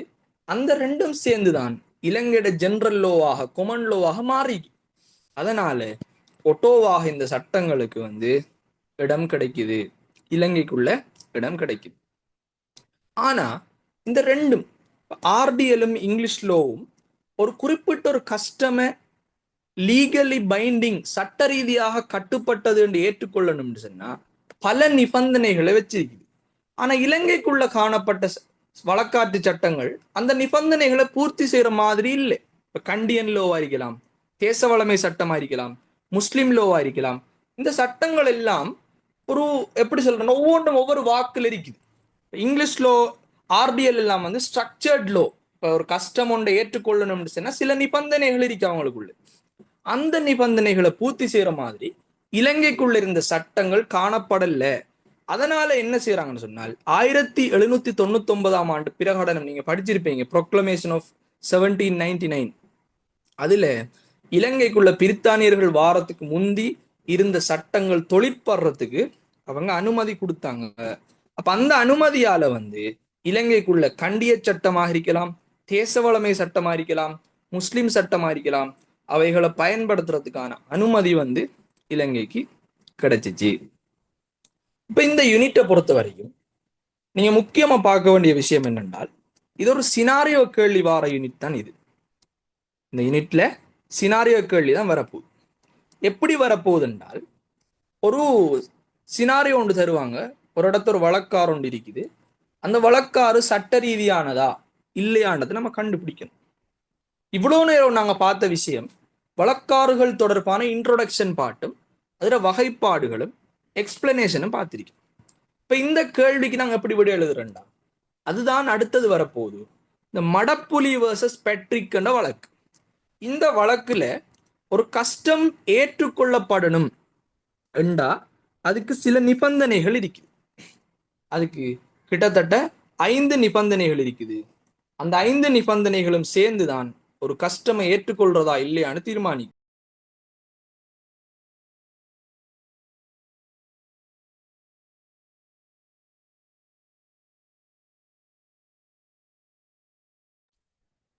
இந்த மடப்புலி வர்சஸ் பெட்ரிக் வழக்குல சொல்றாங்க, முதலாவது ஒரு கஸ்டம் நாங்க ஏற்றுக்கொள்ளணும்னு சொன்னோம், அந்த வழக்காறு நீண்டு நிலைத்தது, அதே மாதிரி உறுதியோடு உள்ளது என்பதற்கான ஆதாரம் தேவை. அப்ப நீண்ட காலமாக அந்த வழக்காறு இருந்திருக்கணும் ஒரு சமூகத்தில். நாங்க ஏற்கனவே பார்த்த மாதிரி லாங் பிராக்டிஸ் ஒன்று இருக்கணும். நீண்ட காலமான ஒரு ஒரு நடைமுறை ஒன்று இருந்தா முதலாவது டிக் பண்ணலாம். இந்த 5 நிபந்தனையும் பூர்த்தி செய்யப்படும் போது மட்டும்தான் ஒரு குறிப்பிட்ட வழக்காறு லோஃபுல்லா அன்லோஃபுல்லான்னு தீர்மானிக்கப்படும். இப்ப நாங்க பார்த்தோம்னு சொன்னா இந்த வழக்காரொண்ட நாங்க எடுத்தோம்னு சொன்னால் அது நீண்டு நெடுகியது உறுதியோட என்று செல்றதுக்கான ஆதாரம் இருந்தா நாங்க முதலாவது டிக் பண்ணலாம். மடப்புலி வர்சஸ் பெட்ரிக் என்ற வழக்குல சொல்லப்பட்ட முதலாவது நிபந்தனை நாங்க டிக் பண்ணலாம். டிக் பண்ணி 2வது வாரம் குறித்த மரபு அதாவது வழக்காறு பழைமையானது என்பதற்கான சான்று காணப்பட வேண்டும். பழைமையானது ஓல்டு, லாங் பிராக்டிஸ் வர ஓல்டு வர, மிக பழைமையானது, தொன்மையானது, என்டிகிட்டி, டெஸ்ட் ஆஃப் என்டிகிட்டின்னு சொல்லுவாங்க. தொன்மையானது ஒரு நடைமுறை இருக்கும். பழைமையானது நாங்க எப்படி ஐடென்டிஃபை பண்றோம்னால் ரோமன் டச் லோ சொல்லுது என்னென்றால் ஒரு சமூகத்தில் எடுத்தோம்னு சொன்னா, உதாரணத்துக்கு எங்கட ஏரியா சமூகத்தில் ஒரு 10,000 பேர் இருக்காங்கண்டா, அந்த 10,000 பேருக்கும் நினைவுக்கு அப்பாற்பட்டு தான் அது ஆரம்பிக்கப்பட்டிருக்கும். அதாவது 10,000 பேர்ல யாருக்குமே தெரிஞ்சிருக்கப்படாது அதை எப்ப ஸ்டார்ட் பண்ணுண்டு. அவங்க சொல்லணும் எனக்கே தெரியா அந்நேரம் ஸ்டார்ட் பண்ணுன்னு சொன்னாங்க அப்படின்ட்டு ஒரு தலைமுறைக்கே தெரிஞ்சிருக்கப்படாத ஸ்டார்டிங் டேட். அந்த அளவுக்கு பழமையானதா இருக்கணும் ஆர்டிஎல் ரோமன் டச் லோ சொல்லுது. அப்ப ஒன்று நீண்ட கால நடைமுறை, 2வது பழமையான நடைமுறை இருக்கணும் மடப்புலி வர்சஸ் பெட்ரிக் வழக்கு சொல்லுது. 3வது என்னன்னு சொன்னால் நியாயமற்றதாக இருக்கப்படக்கூடாது. நியாயமற்றதாக இருக்க கூடாது. எப்படி என்றா ஒரு வழக்கார் ஒன்று இருக்கி ஸ்கூல்ல ஆம்பளை பிள்ளைகளுக்கு மட்டும்தான் அட்மிஷன் கொடுப்பாங்க, பொம்பளை பிள்ளைகளுக்கு அட்மிஷன் கொடுக்க இல்லை. இப்படி ஒரு வழக்காரன் ஒரு இடத்துல இருக்குதுண்டா, இந்த வழக்காரன் நீங்க லோஃபுல்னு சொல்லுவீங்களா அன்லோஃபுல்னு சொல்லுவீங்களான்னு கேட்டா யாருமே நான் லோஃபுல்னு சொல்லுவேன்னு சொல்ல மாட்டாங்க. ஏண்டா எப்படி ஆணுக்கு கல்விக்கான உரிமை இருக்குதோ அதே மாதிரி பெண்ணுக்கும் இருக்குது. அப்ப ஒரு குறிப்பிட்ட பிரதேச வழக்காறு பெண்களுக்கு கல்வி கற்கிறதுக்கு அனுமதி கொடுக்கல என்றா அது நியாயமற்ற தன்மை. அப்படி இருந்தா இந்த மடப்புலி வர்ஸ் பெட்ரிக் வழக்குற ஃபேக்டின் அடிப்படையில அந்த வழக்காறு செல்லாது. அப்ப முதலாவது நாங்க பார்த்தோம் லாங் பிராக்டிஸ், ரெண்டாவது பார்த்தோம் ஓல்ட் பிராக்டிஸ், மூணாவது பார்த்தோம் ரீசனபிள்னஸ், நியாயமானதா இருக்கணும், நியாயமற்றதாக இருக்கக்கூடாது. ஏர்னஸ்ட் வர்சஸ் லெப்பே என்ற வழக்குல ஒரு ஆள் என்ன செய்யறாருன்னு சொன்னா, அந்த வடிகாணிக்கு தானே ட்ரைனேஜ், அதுக்கு மேல உணவுப் பொருட்களை வச்சு விற்க. ட்ரைனேஜ் என்றதே நோமலாக அசுத்தமான இடமா தான் இருக்கு. அப்ப அதுக்கு மேல இவர் உணவுப் பொருட்களை வச்சு விற்கார். கேட்டதுக்கு அவர் என்ன சொல்றாருண்டா, இது எங்கட சமூக வழக்காறு சொல்லி சொல்றார். நீதிமன்றம் சொல்லுது இதை ஏற்றுக்கொள்ள இயலாது. நீதிமன்றம் சொல்லுது இதை ஏற்றுக்கொள்ள இயலாது. ஹைஜீனிக் ப்ராப்ளம்ஸ் வரும், சுகாதார ரீதியான பிரச்சனைகள் வரும். உங்களோட வழக்கார பின்பற்ற போய் நியாயமற்ற வகையில் இன்னும் 4 பேர் பாதிக்கப்படுவாங்க. எனவே இதனை ஏற்றுக்கொள்ள இயலாது என்று சொல்லித்தான் யாரு நீதிமன்றம் சொல்லுது, சுப்ரீம் கோர்ட். இன்னொரு கித்னன் கங்காணி வர்சஸ் யங் என்ற வழக்குல இந்த கங்காணிட்டு என்ன செஞ்சாங்கன்னு சொன்னா, கொஞ்சம் பேர் கடன் வாங்கினாங்க. இப்ப நான் உங்கள்ட்ட ஒரு கடன் வாங்குறேன், உதாரணத்துக்கு நான் தனிநபர், நான் உங்கள்ட்ட கடன் ஒன்று வாங்குறேன்டா, அந்த கடனை நீங்க என்னைட்டான் கேட்பீங்க. ஃபர்ஸ்ட் நான் தரமாட்டேன் அப்படி இப்படின்னு சொன்னதான் என் வீட்டை கேட்பீங்க. இந்த கங்காணி என்ன செய்யறாருன்னு சொன்னால், அந்த கங்காணி கடனை கொடுத்து போட்டு இவங்கள்ட்ட கேட்காம டிரெக்டா இவங்க வேலை செய்யற இடத்துக்கு போய் சம்பளத்துல கழிச்சு வாங்கி எடுத்துட்டாரு கடன். சம்பளத்துல இப்ப இன்னைக்கு நான் 10,000 ரூபாய் கடன் வாங்கியிருக்கேன், நான் வேலை செய்யற இடத்துல இன்னைக்கு 30,000 ரூபாய் சம்பளம் சொன்னா, இவர் என்ன முதலாளிகிட்ட போய் கங்காணி என்ன செய்யற, என்ன 30,000 சம்பளத்துல இருந்து 10,000 அவர் வாங்கி எடுக்கு. நீதிமன்றம் சொல்லுது இந்த நடைமுறை சரியாக இருந்தாலும், உங்களோட கடன் கிடைக்கிறது என்ற விஷயம் சரியாக இருந்தாலும் நியாயமற்ற நடைமுறை. கடன் கொடுத்தாக்கள்தான் நீங்க கடனை கேட்கணும். அவர் தரமாட்டன் அல்லது தர இயலாது, எனக்கு தாரத்துக்கான வசதி இல்லை, இப்படி ஏதாவது ஒரு காரணம் சொன்னா நீங்க அடுத்த கட்ட நடைமுறைக்கு போகலாமே ஒழிய டிரெக்டாக எம்ப்ளாயர்கிட்ட போய் நீங்க அந்த கடனை வசூலிக்கிறது நியாயமற்ற தன்மைன்னு சொல்லி இந்த கித்னன் கங்காணி வழக்குல சுப்ரீம் கோர்ட் சொல்லுது. இப்ப நாங்க பார்க்க வேண்டிய விஷயம் என்னென்றால், ஒரு நடைமுறை ஒரு வழக்காறு நியாயமானதாக இருக்கணும். அப்ப இதுல இன்னொரு முக்கியமான விஷயம்னா, நாங்க நியாயத்தன்மையை மதிப்பிடக்குள்ள மாடர்ன் வியூவை பார்க்கப்படும். ஏனென்றா இன்றைக்கு ஃபெமினிஸ்ட் அப்ரோச் இருக்குது, அதே மாதிரி LGBTQ அப்படின்னு சொல்லி ஒரு அப்ரோச் இருக்குது. அடுத்தது இன்றைக்கு நிறைய அந்த என்ன சொல்ற சமூகத்துல வித்தியாசமான கருத்தியல்கள் எல்லாம் இன்றைக்கு இருக்குது. அப்ப நியாயத்தன்மை என்றதை அந்த பெர்ஸ்பெக்டிவ்ல நாம பார்க்கப்படும். மாற்றமா எதுல பார்க்கணும்னு சொன்னால், மதம் அல்லது குறித்த சமூக வழக்காறு அதன் அடிப்படையில நாம பார்க்கணும். இப்ப ஆணுக்கு மட்டும் கல்வி, பெண்ணுக்கு மட்டும் கல்வி இல்லைன்னு நான் உதாரணம் சொன்னனே, அந்த உதாரணத்தை நாங்க இப்படி எடுப்போம். ஒரு குறிப்பிட்ட பிரதேசத்துல பெண்களுக்கு மட்டும்தான் ஸ்கூல்ல எப்போ இந்த அட்மிஷன் போடுவாங்க, ஆண்களுக்கு அட்மிஷன் கொடுக்க இல்லை என்றா, இன்றைக்கு நவீன பெண்ணியல்வாதம் ஒரு தரப்பு ரெடிக்கல் ஃபெமினிசம் ஒரு தரப்பு இருக்காங்க, அவங்க அதை சரிண்டுவாங்க. இன்றைக்கு நவீனத்துல ஃபெமினிசம்ல ரெடிக்கல் ஃபெமினிசம் ஒரு தரப்பு இருக்காங்க, நீங்க படிப்பீங்க லெவல் 4 லெவல் 5 வரைக்குள்ள படிப்பீங்க, அவங்க அதை சரின்னு சொல்லுவாங்க. ஆனா உண்மைக்கும் அது சரியா இல்லை. கல்வி எல்லாருக்கும் உரிமை தான்.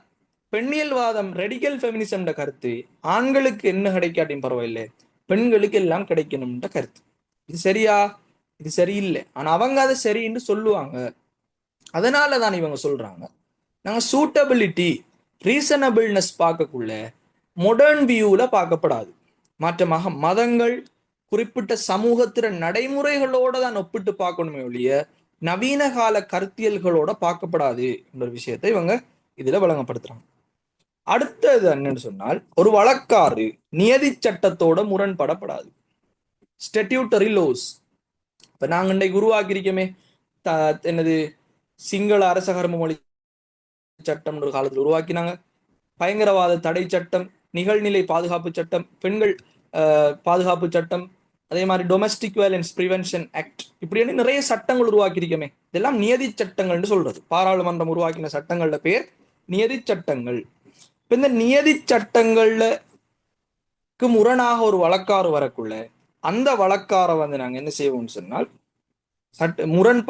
அந்த வழக்காறு முரண்பாடான வழக்காறுன்னு சொல்லி சொல்ல போறோம். ரோமன் டச் லோ பொறுத்த வரைக்கும் அது வழக்காரோட முரண்பட்டாலும் செல்லும் சொல்லி கந்தர் வர்சஸ் சின்னாச்சி பிள்ளை வழக்குல சொல்லியான். ஆனாலும் பிறகு தியாகராஜா வர்ஸ் குருக்கள் வழக்குல அந்த வழக்கை மாத்தி சொல்றாங்க. என்னன்னு சொன்னால் பிற்பட்ட காலத்துல வந்து சொல்றாங்க, தியாகராஜா வர்ஸ் குருக்கள் வழக்குல சொல்றாங்க எல்லாமே வந்து நியதி சட்டங்களுக்கு முரணாக வரப்படாது என்ற விஷயத்த சொல்றாங்க. ஆனா இங்கிலீஷ் லோ பொறுத்த வரைக்கும் கம்பல்சரியா நியதி சட்டத்துக்கு முரணா வரவே படாது. ஆர்டிஎலை பொறுத்த வரைக்கும் ஆரம்பகால நிலப்பாடு வரலாம், ஆனா புறகு வந்த நிலப்பாடு என்னன்னு சொன்னால் நியதி சட்டத்துக்கு முரணாக ஒரு வழக்காறு வரக்கூடாது என்று சொல்லி சொல்றாங்க. அடுத்தது கொமன் லோ, பொது சட்டத்துக்கு முரணாக வரப்படாது. ஒரு நியதி சட்டத்துக்கு முரணாக வரவும் படாது. அதே மாதிரி ஒரு வழக்காறு பொது சட்டத்துக்கு கொமன் லோவுக்கு முரணாக வரவும் படாது. அப்படி வந்தாலும் கூட அது ஏற்றுக்கொள்ளப்படாது என்று சொல்லி சொல்றாங்க. பெர்னாண்டோ வர்ஸ் பெர்னாண்டோ இந்த வழக்குல சொல்றாங்க ஒரு வழக்காறு தெளிவானதா இருக்கணும், மஸ்ட் பி கிளியர். அப்ப கொமன் லோ எப்படி கிளியரா இருக்குதோ அதே மாதிரி ஒரு கஸ்டமும் வந்து கிளியர் ஆயிருக்கணும். கிளியர் இல்லாத ஒரு விஷயத்தை நாங்க கஷ்டமா வச்சோம்னு சொன்னால் அது பொது சட்டத்துக்கு முரணாக வரும். எனவே ஒரு தெளிவான வழக்காறு எப்பவுமே பொது சட்டத்துக்கு முரணாக வரப்படாது அப்படின்ற விஷயத்தை தான் இதுல சொல்றாங்க. அப்ப இந்த 5 நிபந்தனைகளும் பூர்த்தி செய்யப்படும் போதுதான் ஒரு வழக்காறு சட்ட ரீதியானதா இல்லையானதை அங்க நிறுவலாம். இப்ப உங்களுக்கு ஒரு கேள்வி வருது, அந்த கேள்வியிலேயே உங்களுக்கு ஒரு வழக்காறு ஒன்று தந்திருக்காங்க. நான் உதாரணத்துக்கு சொல்றேன். ஒரு குறிப்பிட்ட ஒரு இடத்துல வந்து வருஷம் மழை வேண்டி 2 ஆண் பிள்ளைகளையும் 3 பெண் பிள்ளைகளையும் 5 வயசுக்கு உட்பட்ட பிள்ளைகளை பலி கொடுக்க போறாங்க. இப்படி ஒரு வழக்காறு ஒன்று இருந்து வருது. இந்த வழக்காறு சட்ட ரீதியானதா இல்லையா என்று நாங்க பார்த்தோம்னு சொன்னா இந்த 5ஓடையும் நாங்க அந்த சினாரியோவை கொண்டு வந்து கனெக்ட் பண்ணணும். முதலாவது, அந்த வழக்காறு நீண்டு நிலைத்தது, லாங் பிராக்டிஸ் ஒன்று இருக்குது. ஓகே, லாங் பிராக்டிஸ் இருக்குது, நாங்க அதை நிரூபித்தோம். அப்ப முதலாவது பாஸ். 2வது பழைமையானது, அதாவது சமூகத்துல வாழ்கின்ற எல்லா மக்கள்ல எந்த ஒரு மகன் ஒரு ஆள் எடுத்தாலும் குடிமகன் எடுத்தாலும் அவர நினைவுக்கு அப்பாற்பட்ட ஒரு டேட்ல உருவாகிருக்கணும். ஓகே, அதுவும் இருக்குதுன்னு வைங்களேன். அதையும் நாங்க டிக் பண்ணிட்டோம். அப்ப 5ல் 2 நாங்க டிக் பண்ணிட்டோம். 3வது, நியாயமற்றதாக இருக்கக்கூடாது.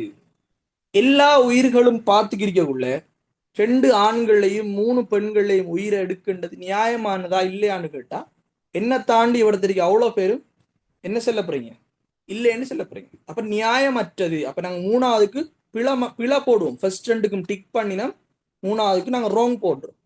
4வது, நியதி சட்டத்தோட முரண்படப்படாது. கொலை என்றது நியதி சட்டத்தோட முரண்படுமா?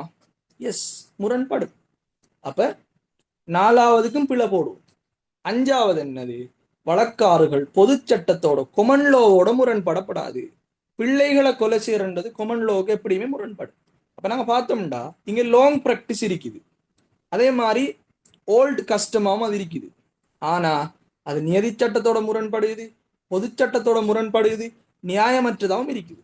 எனவே நாங்க கன்க்ளூஷன் கொடுப்போம் என்ன, பிள்ளைகளை கொலை செய்தல் என்று இந்த சமூகத்துல காணப்படுற இந்த வழக்காறு செல்லுபடியான வழக்காறு அல்ல.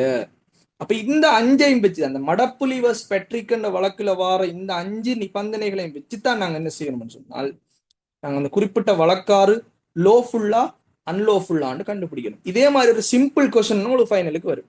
அப்ப நீங்க என்ன செய்யலாம், இந்த யூனிட்டை தரோவா படிச்சா இதுல ஒரு கேள்வி நீங்க செய்யலாம். அப்படி உங்களுக்கு சினாரியோ வரலன்னா கூட மடப்புலி வர்ஸ் பெட்ரிக் என்ற வழக்குட ஃபேக்ட் ஒன்று தந்து இந்த வழக்குல குறிப்பிட்ட 5 நிபந்தனைகள் சொல்லியிருக்காங்க. ஒரு வழக்காறு சட்டபூர்வமானதை ஏற்றுக்கொள்ளப்படுறதுக்கு அந்த 5ஐயும் தாண்டு டிரெக்டா தியரி கேள்வியே கேட்டுவர். உங்களுக்கு இந்த யூனிட் மட்டும் படிச்சா ஒரு கேள்வி ஷுவரா உங்களுக்கு செய்யலாம்.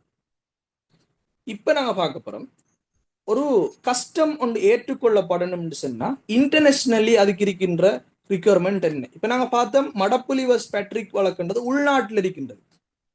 தொடர் இது லோக்கல் இது இருக்கணும், லாங் பிராக்டிஸ் இருக்கணும், ஓல்டு நியதி சட்டத்தோட முரண்படப்படா, நியாயமற்றதா இருக்கப்படா, இதெல்லாம் உள்நாட்டோட சம்பந்தப்பட்ட. இப்ப சர்வதேச ரீதியாக அது ஏற்றுக்கொள்ளப்படணும்டா என்னென்ன நிபந்தனைகள் இருக்கணும்? முதலாவது தொடர்ச்சி, கண்டினியூட்டி இருக்கணும். நாங்க பார்த்த மாதிரி ரிப்பீட்டட், வாப்பட வாப்பா செஞ்சதை இப்ப நான் செய்யறேன், என் மகன் செய்யறேன், என் பேரன் செய்யறேன், கண்டினியூட்டியாக தலைமுறையாக அது எந்த ஒரு இடையூறும் இல்லாம பின்பற்றப்பட்டு கொண்டு இருக்கணும். இது சர்வதேசம் பார்க்கும். இரண்டாவது என்னன்னு சொன்னால் சுதந்திரமான அனுபவிப்பு, பீஸ்ஃபுல் என்ஜாய்மெண்ட் சொல்றோம். இந்த வழக்காறுகள் சம்பந்தப்பட்டு நீதிமன்றத்திலோ அல்லது வேறு விதமாகவோ எந்த வழக்குகளும் பிரச்சனைகளும் இருக்கப்படாது. மாற்றமாக பீஸ்ஃபுல்லான ஒரு என்ஜாய்மெண்ட் ஒன்று கட்டாயம் இருந்துக்கே இருக்கணும். அப்படி இருந்தா நாங்க அதை சுதந்திரமான அனுபவிப்புன்னு சொல்லுவோம். மூணாவது கட்டாய கடைபிடிப்பு. ஒரு சமூகத்துல ஒரு 10,000 பேர் இருக்காங்க, அதுல ஒரு 3,000 பேர் கடைபிடிக்காங்க, 5,000 பேர் கடைபிடிக்கல. இது கட்டாய கடைபிடிப்பு இல்லை. கட்டாய கடைபிடிப்புன்னு சொன்னால் எல்லாருமே பின்பற்றணும். இந்த சமூகத்தில் இருக்கின்ற எல்லாரும் அதை பின்பற்றணும். அதுதான் கட்டாய கடைபிடிப்பு, அது இருக்கணும். நாலாவது பொது கொள்கைக்கு முரணாக இருக்கப்படாது. நம்ம முந்தி பார்த்தோம், ஆண்களுக்கு அல்லது பெண்களுக்கு மாத்திரம் கல்வியில இடம் கொடுக்க மத்தவர்களுக்கு கொடுக்கல என்றது பொது கொள்கைக்கு முரணானது, பப்ளிக் பாலிசிக்கு முரணாக வாரது. அப்படி இருக்கப்படாது என்று சொல்றாங்க. இந்த 4 நிபந்தனைகளும் வச்சு நாங்கள் இன்டர்நேஷனல் கஸ்டம் ஒன்று வெலிட்டானதா இல்லையான்னு நிறுவலாம். ஒரு லோக்கல் கஸ்டம் வந்தால் மடப்புலிவஸ் பேட்ரிக் வழக்கு எஃபெக்ட் எடுக்கணும். அப்படி இல்லாம இன்டர்நேஷனலி வேற நாடுகள்ல பேர் போட்டு ஒரு எஃபெக்ட் ஒன்று வந்தா நீங்க இந்த 4 விஷயத்தையும் வச்சு, ஒன்று ரிப்பீட்டட் திருப்பி செய்யப்படுறது, அடுத்த சுதந்திரமான அனுபவிப்பு, கட்டாய கடைபிடிப்பு, பொது கொள்கைக்கு முரண் இல்லாம வர, இந்த 4 விஷயமும் ஒரு சினாரியோல இருந்துச்சுன்னு சொன்னால் இன்டர்நேஷனல் கஸ்டம் கூட ஏற்றுக்கொள்ளப்படும் என்ற விஷயத்தை நாங்க கன்க்ளூட் பண்ணலாம். இப்ப ரிலீஜன், மதம், கஸ்டம்ஸ் முடிஞ்சு மதத்துக்கு வரோம். மதம் ஒரு சோர்ஸ் ஆஃப் ஃப்ளோவா இலங்கையில நாங்க பார்த்தோம்னு சொன்னால், இலங்கையில முதலாவது ஆர்டிகல் 9 பௌத்த மதத்துக்கு முதன்மை ஸ்தானம் கொடுக்குது. பௌத்த மதத்திற்கு அதை பேணி பாதுகாக்குது ஸ்டேட் ரெஸ்பான்சிபிலிட்டி, ஸ்டேட் டியூட்டிக்கா, அரசிட கடமை என்று சொல்லுது. அதே மாதிரி ஆர்டிகல் 10 என்ன சொல்லுது என்றால் எல்லா மதத்துக்கும் சுதந்திரம் இருக்குன்னு சொல்லுது. ஆர்டிகல் 12 எல்லா மதமும் சமனானதுன்னு சொல்லுது. அப்ப இப்படி மதம் சம்பந்தமாக அரசியல் யாப்புல இருக்குது. எனவே மதம் ஒரு சட்டத்திர தோற்றுவாயா, சோர்ஸ் ஆஃப் லோவான்னு கேட்டால் தெளிவா விளங்கணும். இலங்கையில் இருக்கின்ற பௌத்த மதம், இந்து மதம், இஸ்லாமிய மதம் மூணுமே சட்டத்திர தோற்றுவாய்கள் அல்ல. சட்டத்திர தோற்றுவாய்கள் அல்ல. அதுல கொஞ்சம் கூட, அதாவது சட்டத்திர தோற்றுவாய் அல்ல என்றதுக்கு கீழே இருக்கின்றது முஸ்லிம் லோ. ஏனென்றா முஸ்லிம்கள் மார்க்க சட்டத்தை தான் பின்பற்றாங்க. அது இல்லாம கண்டியர்கள், தேச வளமை, ஜெனரல் லோவால் ஆளப்படுறாக்கள், இவங்கெல்லாம் மதத்தை மதமாகத்தான் பின்பற்றாங்களே ஒழிய சட்டமாக பின்பற்றல. மதத்தை மதமாக பின்பற்றாங்க, சட்டமாக பின்பற்றல. அதனால என்ன சொல்லப்படுதுன்னு சொன்னால் அது ஒரு சோர்ஸ் ஆஃப் லோ அல்ல. ரிலீஜன் எப்பவுமே ஒரு சோர்ஸ் ஆஃப் லோவாக இருக்க மாட்டாது என்று சொல்றாங்க. இவ்வளவுதான் இந்த யூனிட்ல இருக்க விஷயம். உங்களுக்கு இதுல ஏதாவது டவுட்ஸ் இருந்தா கேட்கலாம். நாங்க பார்த்தோம் ஒன்று கஸ்டம்டா என்னன்னு பார்த்தோம், வழக்காரன் என்னன்னு பார்த்தோம், வழக்காறுகளுக்கான சின்ன சின்ன டெஃபினிஷன்ஸ் பார்த்தோம், ரோமன் டச் லோலையும் இங்கிலீஷ் லோலையும் அதில் அந்தஸ்து என்னன்னு பார்த்தோம், இளங்கர சட்டத்துக்குள்ள வழக்காறுகள் அந்தஸ்து என்னன்னு பார்த்தோம், ஒரு வழக்காறு வெலிட்டானதா இல்லையான்றத மடப்புலி வர்சஸ் பெட்ரிக் வழக்கோட ஃபேக்டை வச்சு எப்படி ஐடென்டிஃபை பண்றேன்னு பார்த்தோம். அதுக்கப்புறம் இன்டர்நேஷனலி ஒரு வழக்காறு ரெகக்னிஷன் இருக்குதா இல்லையான்றத அந்த 4 ஃபேக்ட், தொடர்ச்சி, பொதுக்கொள்கைக்கு முரண் இல்லாம வாரது, அடுத்தது சுதந்திரமான அனுபவிப்பு, கட்டாய கடைபிடிப்பு, இந்த 4 விஷயத்தை வச்சு பார்த்தோம். அடுத்து மதங்கள் சோர்ஸ் ஆஃப் லோவாக வருமா இல்லையாண்டத்துல இஸ்லாமிய மதத்தை தவிர பொதுவாக எல்லா மதங்களும் வராது. வாரதாக இருந்தா முதல் தரம் இலங்கையில் இஸ்லாமிய மதத்துக்கு தான் இருக்குது.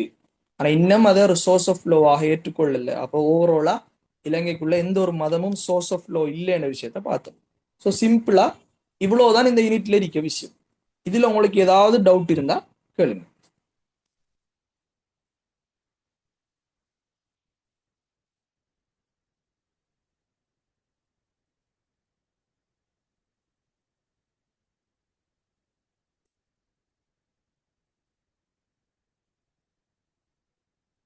எஸ், மடப்புலிவர்ஸ் பெட்ரிக் என்ற வழக்குல தான் இந்த 5 விஷயங்களையும் சொல்றாங்க. அதாவது இந்த மடப்புலிவர்ஸ் பெட்ரிக் வழக்குல ஒரு வழக்காறு சட்ட ரீதியானதா இல்லையா என்றதை பார்க்கண்ட எப்படி பார்க்க என்று கேட்ட டைம் நீதிமன்றம் 5 நிபந்தனைகள் சொல்லுது. முதலாவது நீண்டது, லாங் பிராக்டிஸ். ரெண்டாவது ஓல்டு பிராக்டிஸ். மூணாவது ரீசனபிள்னஸ், நியாயம் உள்ளதா இருக்கணும். நாலாவது நியதி சட்டங்களுக்கு முரண்படப்படாது. அஞ்சாவது கொமன் லோக்கு முரண்படப்படாது. இப்ப நீங்க ஒரு வழக்காரோட நீங்க எடுத்து இந்த 5ஓடையும் நீங்க அப்ளை பண்ணணும். இந்த 5ல ஏதாவது ஒன்று முரண்பட்டா கூட, இப்ப நீங்க சில டைம் பார்த்தா அது நியதி சட்டத்துக்கு முரண்படாம இருக்கும், பொது சட்டத்துக்கு முரண்படாம இருக்கும், நியாயமானதா இருக்கும், லாங் பிராக்டிஸ் இருக்கும், ஆனா பழமையானதா இருக்காது. அப்ப எந்த ஒன்றோடையும் எல்லாமே டிக் பண்ணப்பட்டா, எல்லாம் பாஸ் வந்தா மட்டும்தான் ஒரு மரபு அல்லது வழக்காறு சட்ட அந்தஸ்தை பெறும். 5ல எந்த ஒன்றுக்கு டிக் பண்ணல, பிழைதான் வருது என்றால் அது வழக்காராக, சட்ட வழக்காராக ஏற்றுக்கொள்ளப்பட மாட்டாது. இதைத்தான் மடப்புலிவர்ஸ் பெட்ரிக் வழக்குல சொல்றான். கிளியரா? Okay, sorry. எஸ், இன்னொரு இது, எஸ், மெர்கன்டைல் யூசேஜ். அதாவது மெர்கன்டைல் யூசேஜ் என்று சொல்றது வந்து வர்த்தக வழக்காறுகள். வர்த்தக வழக்காறுகள் என்ற என்ன என்று பார்த்தோம்னு சொன்னால், இப்ப நம்ம நேரத்தோட பார்த்தோமே, ஆனா ஈனா ஊனா ஊனா அண்டிக்கும் அந்த விலை 10,000. உதாரணத்துக்கு அந்த ஆனா ஈனா ஊனா ஊனான்றது 10,000 எனக்கு தெரியா, உங்களுக்கு தெரியா, டெக்ஸ்டைல் வச்சிருக்கவனு தெரியும். இது என்ன, எப்படி அவன் ஐடென்டிஃபை பண்றான்னா, அது அவனுக்குள்ள இருக்க வர்த்தக வழக்காறுகள். நாங்க பார்க்க வேண்டிய விஷயம் என்னென்றால், வர்த்தக வழக்காறுகளை நாங்க ஐடென்டிஃபை பண்றது வித்தியாசமானதா இல்லையா என்ற ஒரு கேள்வி வரக்குள்ள ஆர்டிஎல் சொல்லுது என்னன்னா, ரெண்டும் கிட்டத்தட்ட உண்டுதான். இங்கிலீஷ் லோவிலையும் ரெண்டும் கிட்டத்தட்ட உண்டுதான். ஒரே ஒரு டிஃப்ரெண்ட் என்னன்னா, வர்த்தக வழக்காறு நாங்க அது வெலிட்டானதா இல்லையான்னு பார்க்கக்குள்ள பழைமையானது பார்க்க மாட்டாங்க. அதாவது லாங் பிராக்டிஸ் பார்ப்பாங்க, பொது சட்டத்துக்கு முரண்படப்படான்னு பார்ப்பாங்க, நியாயத்தன்மையை பார்ப்பாங்க, நியதி சட்டத்துக்கு முரண்படப்படான்னு பார்ப்பாங்க. 2வது நிபந்தனையா பார்த்தோமே நாங்க, இது குறித்த மரபு பழமையானது என்பதற்கான சான்று காணப்பட வேண்டும். அது மட்டும் மெர்கன்டைல் யூசேஜுக்கு, வர்த்தக வழக்காறுகளுக்கு பார்க்க மாட்டாங்க. ஸோ வர்த்தக வழக்காறுல அந்த 2வது நிபந்தனை தவிர மற்ற 4 நிபந்தனைகளையும் பார்ப்பாங்க என்று இங்கிலீஷ்ல சொல்லுது. மற்றும்படி ஆர்டிஎலின் அடிப்படையிலையும் ரெண்டும் கிட்டத்தட்ட ஒன்றுதான். லோக்கல் கஸ்டம்ஸும் அதே மாதிரி இந்த மெர்கன்டைல் யூசேஜ் கிட்டத்தட்ட ஓவராலா ஒன்றுதான். இவ்வளவுதான் அதுல வர விஷயம். ஸோ நாங்க மெயினா பார்க்க வேண்டிய விஷயம் என்னன்னா, மெர்கன்டைல் யூசேஜ் என்று வரக்குள்ள அங்க வந்து அந்த 2வது விஷயத்தை பார்க்க மாட்டாங்க, தொன்மையானதா இருக்கணும்ன்றதை பார்க்க மாட்டாங்க. மற்ற 4ஐயும் வச்சு ஒரு வர்த்தக வழக்காறு நியாயமானது என்றதை நிறுவலாம், அல்லது நியாயமற்றது என்றதை நாங்க நிறுவலாம். ஓகே, வழங்கிச்சா?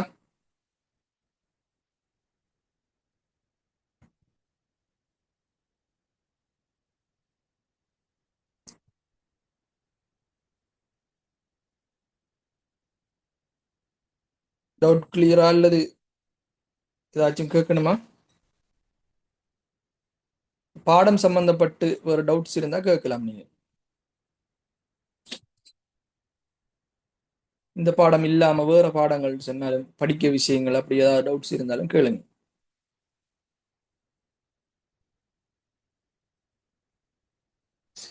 ஃபைனல் மார்க்ஸ் எப்படி சார் பார்ப்பாங்க?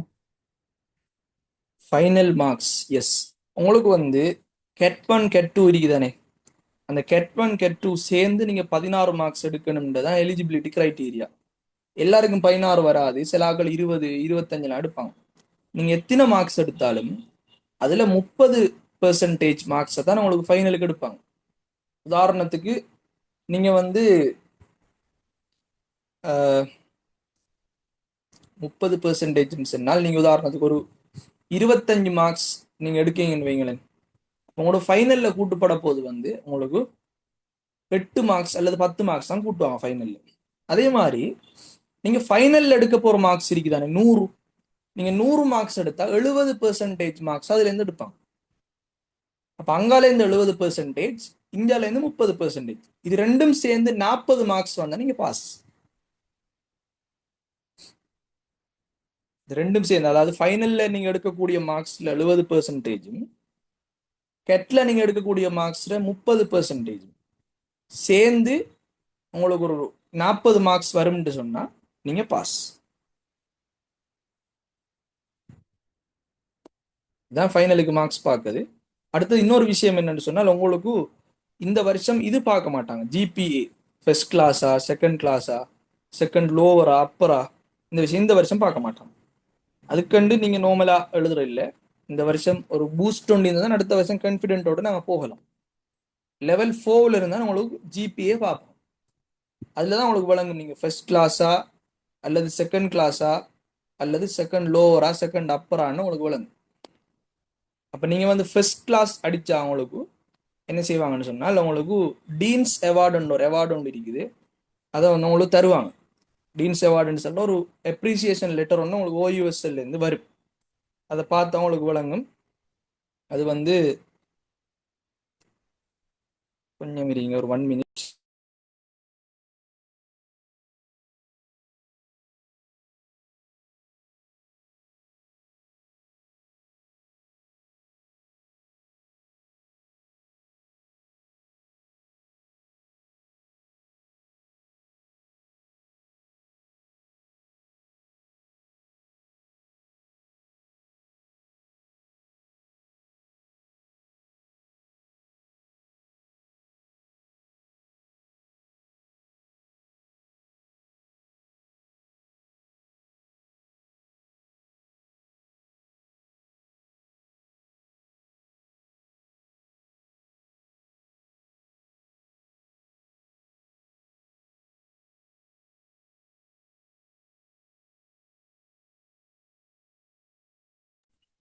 இப்படி ஒரு லெட்டர் ஒன்று உங்களுக்கு ஓப்பன் யூனிவர்சிட்டியால் அனுப்புவாங்க.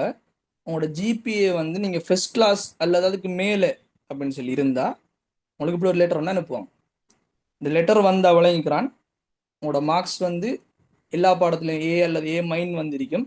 உங்களோட ஜிபிஏ வந்து இதுக்கு மேலே 3.7க்கு மேலே என்று சொல்லி வழங்கும். இப்போ நாங்கள் வந்து இப்படி ஒரு அப்ரிசியேஷன் லெட்டர் வந்து 4 வருஷம் எடுத்தோம்னு சொன்னால், ஃபர்ஸ்ட் இயர் இல்லாமல் second year, third year, fourth year 3 வருஷம் நாங்கள் எடுத்தோம்னு சொன்னால், எங்களுக்கு ஃபைனலில் வந்து பெரிய ஒரு அவார்ட் செரிமோனி நடந்து இதுக்கு வேறையா ப்ரைஸ் எல்லாம் தருவாங்க. அதே மாதிரி எங்களுக்கு டிரெக்டாகவே அட்டர்னி ஜெனரல் டிபார்ட்மெண்ட்லேயோ சொலிசிட்டர் ஜெனரல் டிபார்ட்மெண்ட்லேயோ பிளேஸ்மெண்ட் போடுறதுக்கும் சான்சஸ் இருக்குது. ஸோ அதெல்லாம் மெயின் பண்ணி இப்போ இருந்து நாங்கள் வந்து என்ன செய்யணும்னு சொன்னால் ரெடி ஆகணும்.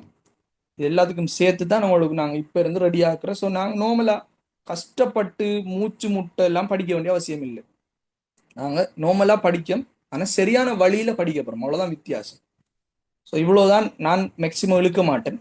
ஒரு 1 hour தான் இந்த கிளாஸ் இருக்கு மேக்ஸிமம், படித்தாங்களுக்கு தெரியும். ஸோ இதில் புதுசான ஆக்கள் இருந்தால் உங்களுக்கு டீச்சிங் மெத்தட் ஓகேன்னு சொன்னால் நீங்கள் வந்து உரிய ஆக்களை கண்டெக்ட் பண்ணி இந்த கிளாஸில் ஜாயின் ஆகுங்க. ஆல்ரெடி ஜாயின் ஆகின ஆக்கள் வந்து நாங்கள் இந்த பாடத்தை முடிச்சுட்டு உங்களுக்கு லீகல் ஹிஸ்ட்ரி பாடம் நடக்கும், அது வேறு ஆள் எடுப்பார். அதுக்கு பிறகு நான் வந்து மற்ற பாடங்களை கண்டினியூ பண்ணுவேன். உங்களுக்கு வேறு ஏதாச்சும் இருந்தால் கேளுங்க, இல்லாட்டி நாங்கள் வந்து லீவ் ஆகும்.